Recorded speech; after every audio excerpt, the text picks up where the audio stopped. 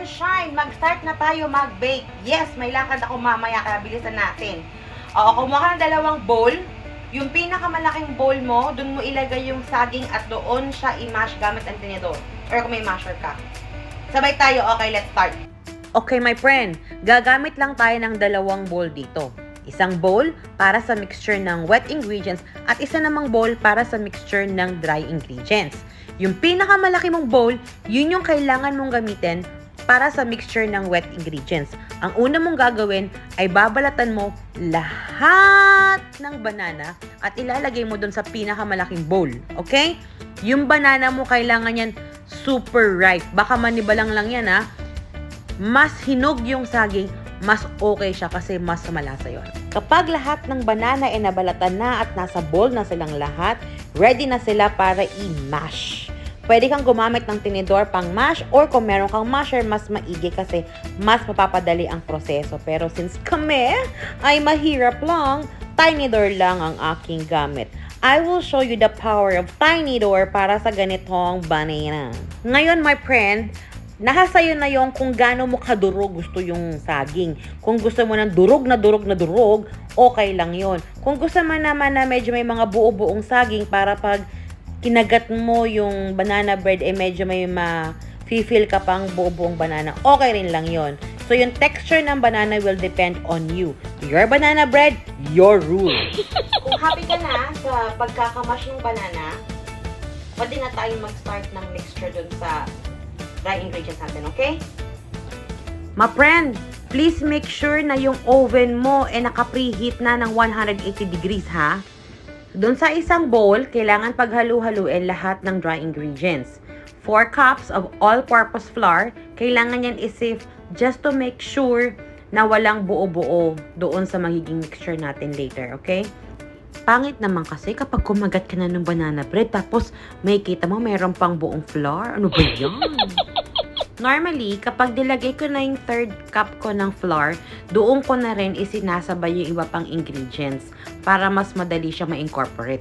First, lalagyan natin siya ng 1 teaspoon ng cinnamon powder, then 2 teaspoon ng baking soda, susundan na din niya ng nutmeg, and of course, half teaspoon ng salt.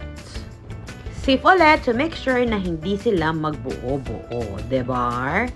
And then after that, ilalagay ko na rin ang last cup, which is the 4th cup of all-purpose flour. Sieve lang yan forever hanggang ma-sieve silang lahat. Pagkatapos niyan, kumuha ka ng kutsara, tapos halu-haluin mo na lang yung dry mixture natin.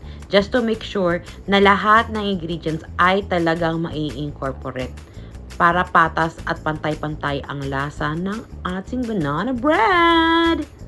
Since tapos na natin i-mix yung ating dry ingredients, doon naman tayo sa wet ingredients, okay?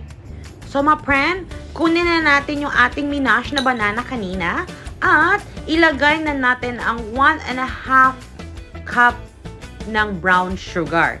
Tapos, halu-haluin natin siya hanggang mahilo ang sugar at matunaw sa banana. After ng sugar, yung melted butter naman yung ilagay natin. That is 200 grams of melted butter. Sige lang ng mix, whisk lang ng whisk, mix lang ng mix hanggang tuluyan na sila mag-incorporate. Pag halong-halo na sila, we are ready to put the next ingredients, which is 4 eggs. Isa-isa lang ang paglagay ng itlog. Lagay isa, mix, lagay ulit isa, mix, lagay ulit ng isa, mix, and then the last one, mix. Huwag na matigas ang ulo, sumunod na lang. Wala namang mawawala sa'yo. Mapapasarap at mapapaayos pa ang iyong banana bread. Hala, my friend, sige, ihataw ang pagmix. Ibigay mo lahat ng energy ng mamixin ng todo-todo. At pag happy ka na sa texture ng hinahalo mo, ilagay mo na paunti-unti ang dry ingredients.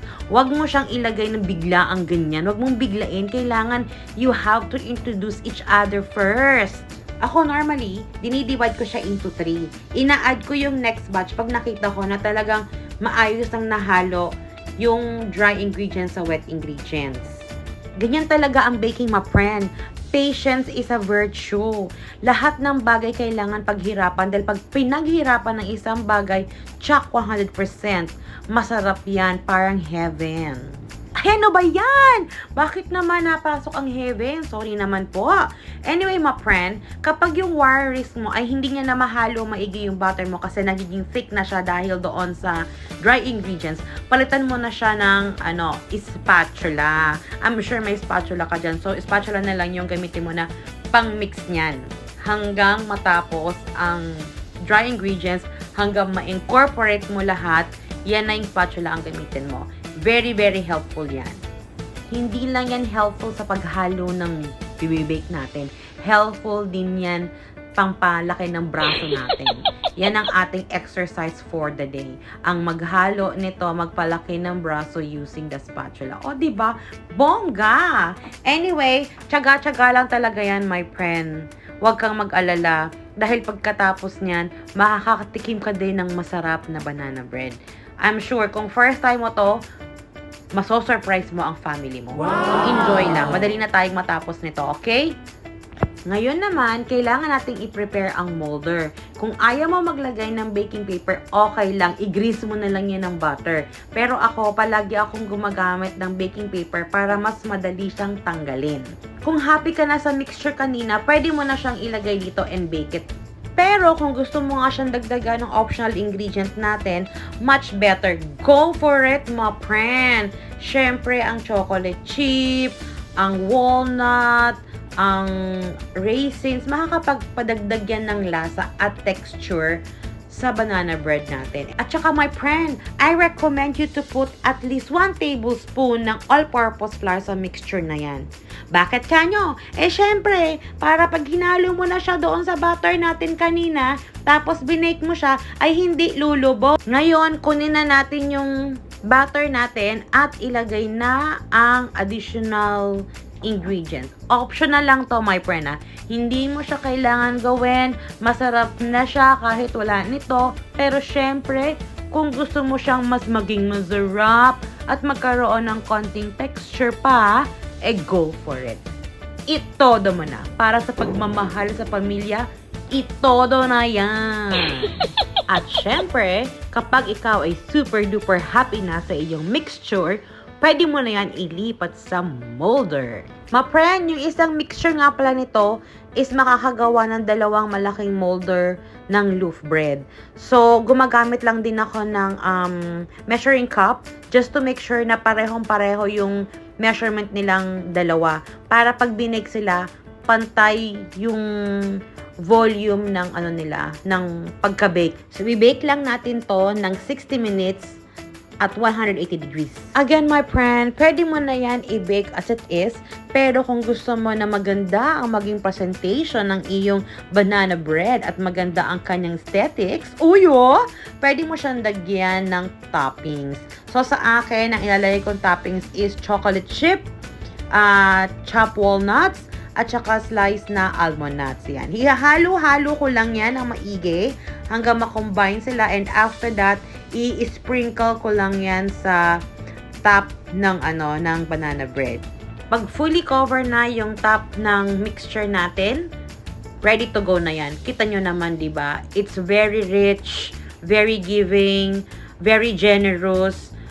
Hindi pa yan binibake, masarap na tingnan. Paano pa pag na-bake na? This is it, pansit. Ilalagay na natin siya sa oven. Kailangan natin siyang i-bake ng 60 minutes at 180 degrees. At habang nakasala ang ating banana bread, maghugas na muna tayo at maglikpit ng mga pinagkalata natin. Oo, 60 minutes yan. Marami tayong time, okay? Call you later. Sige, bye! 60 minutes after! This is the moment of truth! Na-bake na siya! Amoy delish! Kailangan mo nang palamigin sa wire rack bago kainin. Pag malamig na siya, yung isa dyan, pwede mo nang ilagay sa Tupperware para baunin mo. Yung isa naman, pwede nang kainin. Enjoy!